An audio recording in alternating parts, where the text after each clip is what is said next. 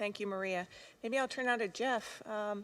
Green Tech Capital recently launched an Emerging Market Sustainable Growth Fund. I was wondering if you could tell us a little bit about that, but what informed the fund launch, and how are you investing towards the Clean Trillion through this fund and in targeted geographies?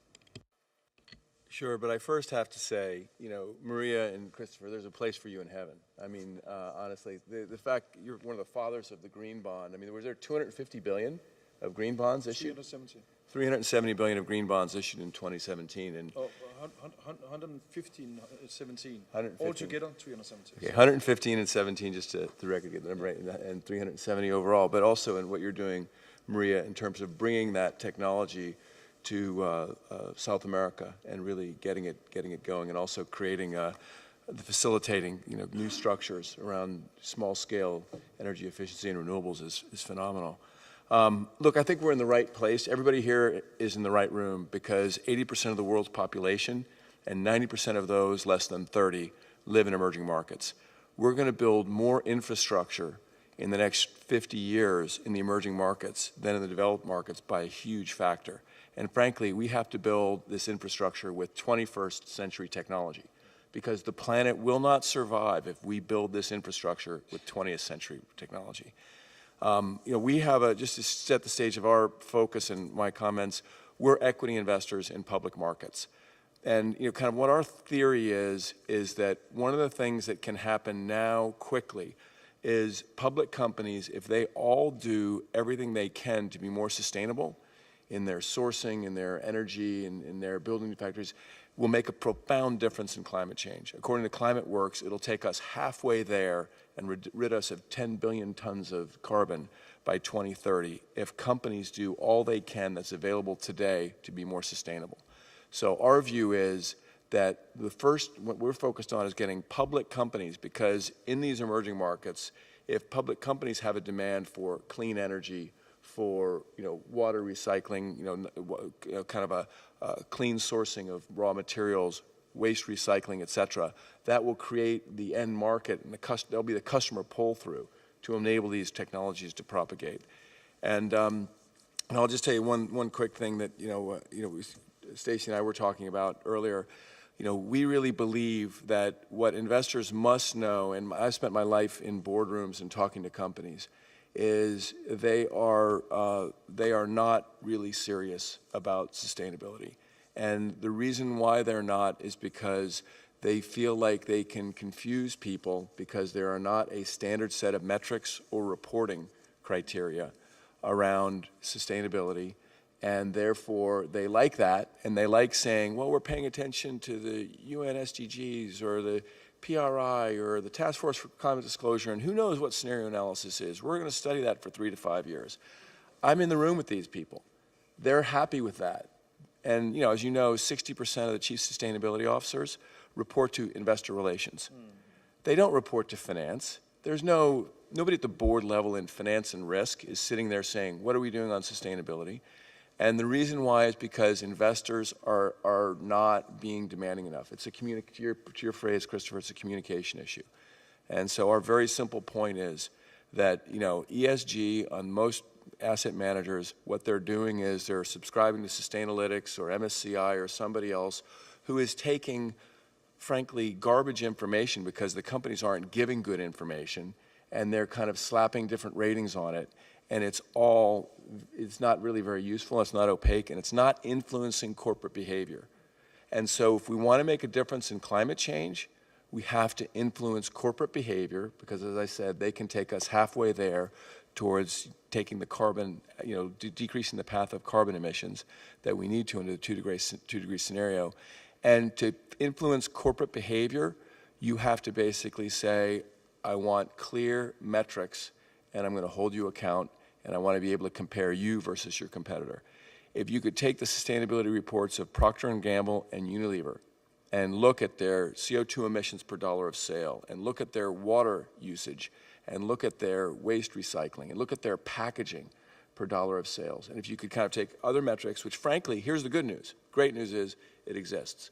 SASB and the Climate Disclosure Standards Board together have harmonized a set of standards which exists, which actually the Task Force for Climate Disclosure, which has this scenario analysis criteria, has basically endorsed. So the three of these organizations, it exists, frankly, right as of the end of last year. So this is the first year where it exists. And just the point we'd make is that by investors holding companies accountable to disclose this information, having been in I'm just saying, companies will start behaving, and they'll start being more sustainable, and they'll create pull-through in emerging markets for better business practices around sustainability. So what do we do? In the absence of this, we have a concentrated portfolio of 20 stocks in emerging markets that are really heavily focused on ESG, and we have two experienced managers who've been doing this for a while, who basically go interview the companies and hold them to task for basically being sustainable. And in emerging markets, by the way, the governance aspects are really, really important, much more than developed markets, given there's a lot of these countries have weak governmental institutions, and the societal, social issues are also important. I'd say the thing that we've noted is that, if you allocate capital, if more managers did this and allocated capital to those companies, bought the stocks of those companies that were doing the right behavior, their stock prices would appreciate, they'd have a lower cost of equity, they could deploy capital and grow more efficiently, they would outcompete their competitors, and a virtuous cycle would prevail.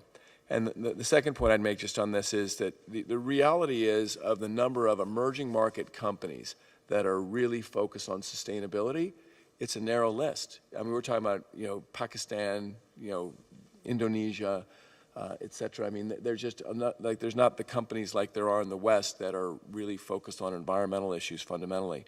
And therefore, what the point I'd make, though, is in all these countries, though, the big Western headquartered companies are massively operating in emerging markets. And so the same standards, if they were applied to developed markets companies, because they've got factories and they sell and they build and they source in these countries, if they were held to account, it would have a ripple effect into emerging market economies, and they would be more sustainable in terms of how they develop. And this is one of those things, again, where I think there's a lot of good development of technologies, of practices. This can happen today. And, again, I've been a person who's not dealt in the government in my life. I've dealt with companies and investors, and I cannot tell you, never underestimate how sensitive to creating shareholder value boards are. And if boards believe that they will be rewarded in the stock market for behavior, they will make management do it. And if they set out a scorecard for management, most management teams, you get to the top of these companies, they're really good at executing. It can happen fast, and it can make a profound difference. And I just want to make sure in our discussions we don't overlook the power which the investors have to make this change. Well, again, I'll just to kind of go to the equity side. Imagine being an equity investor where every company reports its own accounting convention. Some companies have depreciation, some companies don't. Some companies have OpEx as part of cost of goods. It'd be impossible. That's what's happening right now in sustainability, and the companies like it that way. And I'm saying right now, what I think investors should do is coalesce around, there's 7 industries out of 76 that SASB has kind of developed harmonized standards with. And SASB is like FASB. It's a really accounting-centric, really very knowledgeable group that's been funded by a number of foundations, including the Bloomberg Foundation, to develop real standards. They've got it. It works, and everybody agrees with it. But that you should say to companies, we want you to report these metrics this year, 2018. It can be done. It can be done on their 10K or a sustainability report, so that investors will have one set of standards to be able to look at companies. And that's the first step in companies paying attention to what they're really doing, because right now they can't. And it's like one of my favorite bands is The Who. I think investors have to wake up and say, we won't be fooled again. And it really is. All this other stuff, it's all just, they'd love to say we're going to study the UN SDGs, which I think are very admirable, but, number one is, end poverty. Well, if we destroy the planet, we're never going to end poverty. So it'll take a while for these other things to kind of evolve, and I'm all for it. But right now, today, in 2018, companies can start reporting their carbon and their water use, and there's only 7 industries that are 85% of the carbon, and let's get those 7 industries to report it. And my knowledge of companies and how they behave is that the Chief Sustainability Officer will report to the CFO and to the Finance and Risk Committee of the Board, and they will take action. And that will kick off a virtuous cycle. If I may just add just one quick thing there, that's a really great corollary relative to pension liabilities. And listen, our hope is to make ourselves obsolete in a decade. That green bonds, it's all done that way. You know, the stuff that it's everybody, that every company, you think about, you know, environment, you think about the sustainability when you make an investment, when you make a capital allocation decision. And so that's like pension liabilities. Nobody even, it's just kind of part of the fabric today. So we've got